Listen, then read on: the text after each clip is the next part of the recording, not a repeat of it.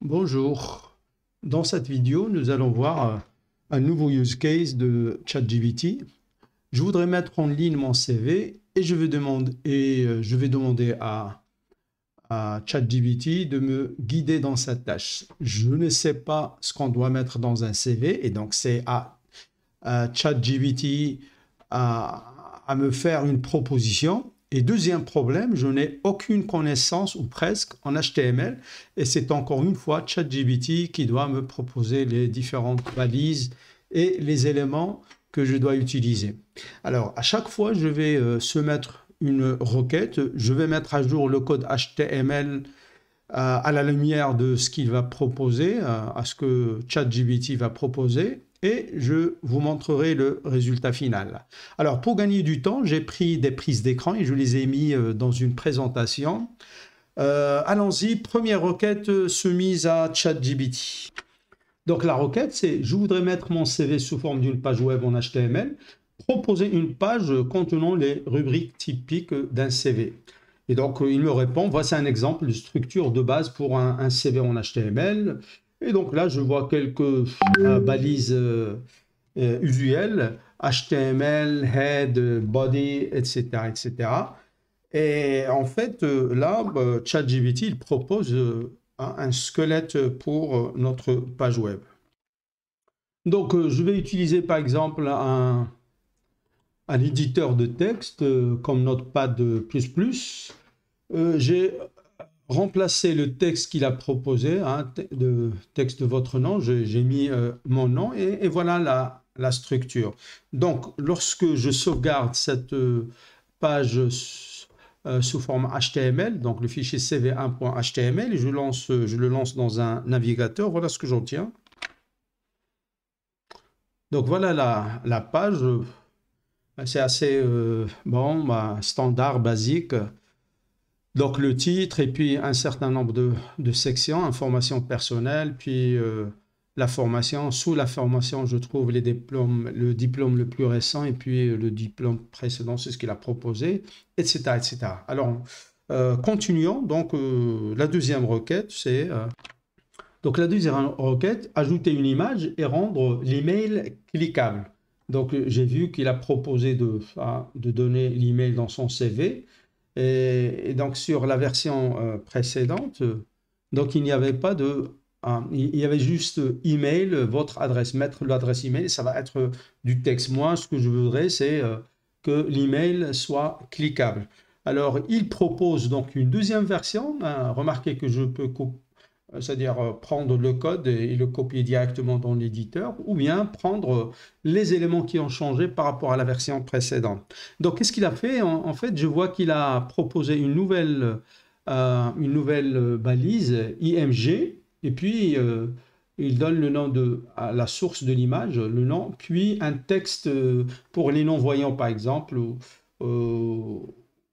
ou tout simplement lorsque je pose la souris sur l'image pour que ça s'affiche. OK. Et deuxième chose qu'il a ajouté, c'est la balise A, et qui permet en fait de rendre un texte cliquable. Donc voilà le code HTML. Donc là, je vais mettre ma photo avec comme texte alternatif mon nom. Et là, j'ajoute mon adresse mail et qui va être cliquable. Donc, voyons voir le résultat sur le navigateur.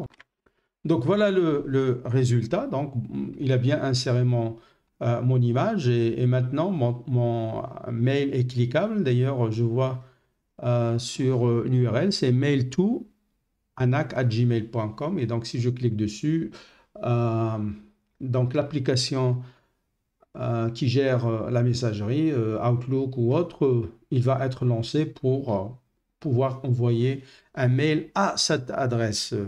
Donc, c'est tout ce que j'ai demandé jusqu'à présent. Alors là, je lui demande pour l'adresse, ajouter une division montrant la carte à partir de Google Maps qui montre la position de l'adresse. Donc, au lieu de donner une adresse brute, je voudrais que ça s'affiche sur une carte de Google Maps. Et donc là, il me guide, il me dit ce qu'il faut faire. Il faut aller sur Google Maps ou bien cliquer sur le lien et puis chercher l'adresse. Et une fois c'est fait, on va pouvoir récupérer le code HTML qu'on va intégrer dans notre page web. Donc, si je veux par exemple mettre l'adresse de l'école Mohammedia, donc voilà Google Maps.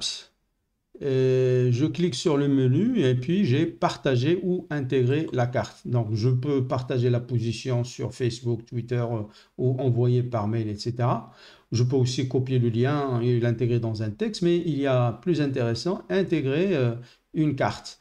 Et là, j'ai la possibilité d'avoir du contenu HTML hein, qui est mis dans le presse-papier. Et maintenant, il suffit donc de l'intégrer dans notre page web. Donc voilà le code que Google Maps m'a généré, hein, que j'intègre. Donc il a créé une division, il lui a donné un ID, map. Et là, c'est le lien qui est cliquable, etc. Donc voyons voir maintenant sur le navigateur. Donc voilà le résultat sur le navigateur.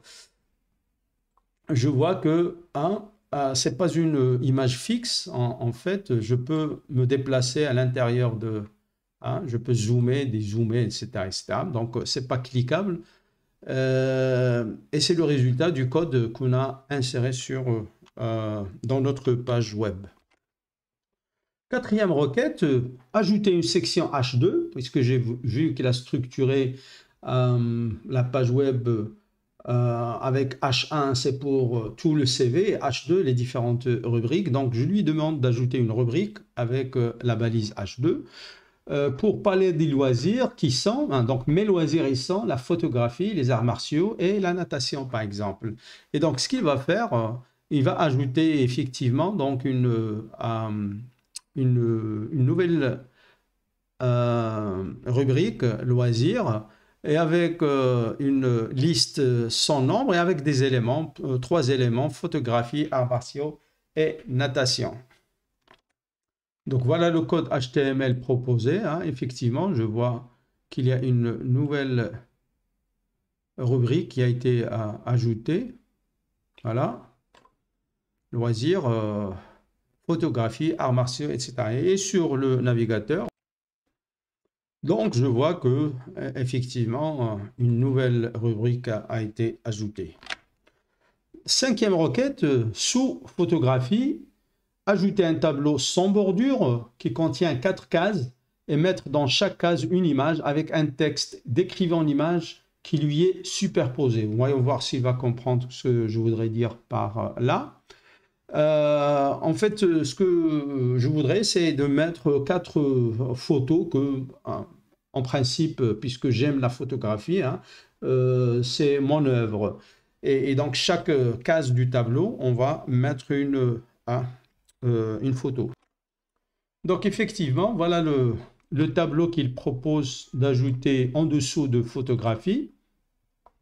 Et on remarque que j'ai donné dans la requête le souhait de ne pas avoir de bordure, et donc la border égale 0.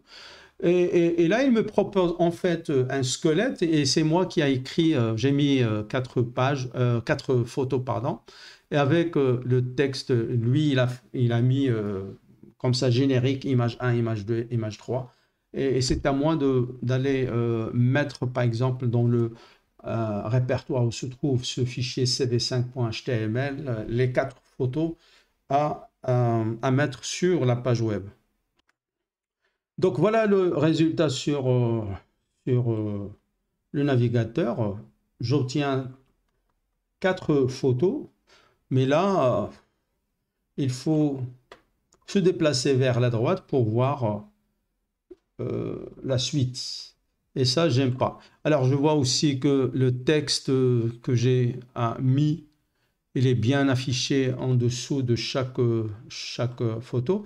Entre parenthèses, les photos qu'on voit maintenant sur la page web, en fait, ils ne sont pas réels. Ils ont été générés par l'intelligence artificielle. Hein, on est arrivé à a une précision très remarquable. Donc, on peut demander n'importe quoi à l'intelligence artificielle, puisqu'il a vu des milliers et des milliers de photos. Quand vous demandez la photo d'un perroquet, en fait, il est capable d'imaginer de face, par exemple, comment ça va apparaître, de profil, etc., etc. C'est extraordinaire.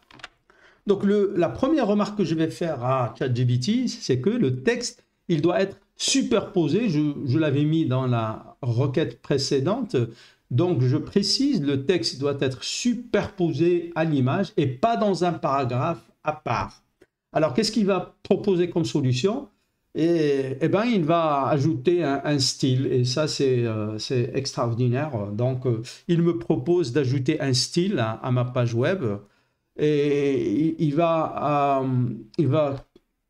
en fait appeler ce style-là image description. Il va l'utiliser dans le paragraphe qui affiche le texte qui décrit l'image en utilisant classe égale image description. Donc le même nom que on a donné au style. Donc voilà pour la 6e version de ma page web. Donc je vois ici, en plus, en fait, le commentaire qu'on voit ici, c'est lui qui l'a mis, un style pour superposer le texte sur les images. Alors, il met les éléments de CSS qu'il faut pour avoir du texte qui est superposé à l'image. Et pour l'utilisation, donc, pour chaque description, en fait, il ajoute à la balise P, classe égale le style que nous avons créé. La deuxième remarque, c'est que je dis que les images sont trop grandes. Je voudrais que le tableau prenne la largeur de l'écran et que les images s'adaptent à l'écran. Donc, qu'est-ce qu'il va faire? En fait, il va spécifier une largeur de 100% pour le tableau qu'il a ajouté. Et puis, il va créer un nouveau style pour l'image. OK. Donc, il a créé un nouveau style, image, et puis il l'a utilisé pour chaque image. Pour chaque image, il ajoute classe égale img. Et puis, il a ajouté... non, pas dans cette version.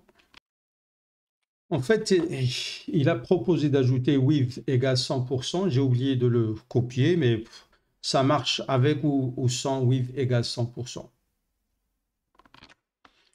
Pour le texte, remarquez que le texte il est bien superposé aux différentes images. Donc, je vois ici cheval, singe, perroquet, etc.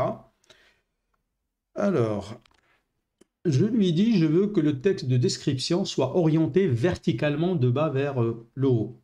Alors, ChatGPT, il propose d'ajouter le style directement à la balise et qui dit transform, rotate, 180 degrés, je crois par rapport à quoi, etc. En fait, je n'ai pas cherché à comprendre ce qu'il a, parce que de toute façon, je vais lui demander de changer cette façon de faire. Et donc, voyons voir ce que ça donne. Donc, pour chaque image, on va ajouter dans le paragraphe un style qu'on définit directement entre P et /P et qui demande à faire une rotation de 180 degrés. Alors, le résultat, il est là, mais c'est pas ce que j'ai demandé. Hein. Le texte n'est pas écrit verticalement. En fait, il a fait une rotation de 180 degrés du texte. Alors, on va lui faire savoir. J'écris, vous voulez dire rotate 90 degrés. Parce qu'il arrive qu'il se trompe et là, il s'est trompé. Et il me dit, oui, vous avez raison, je vous suggère de remplacer rotate 180 degrés par rotate 90 degrés dans le style de la classe, etc., etc.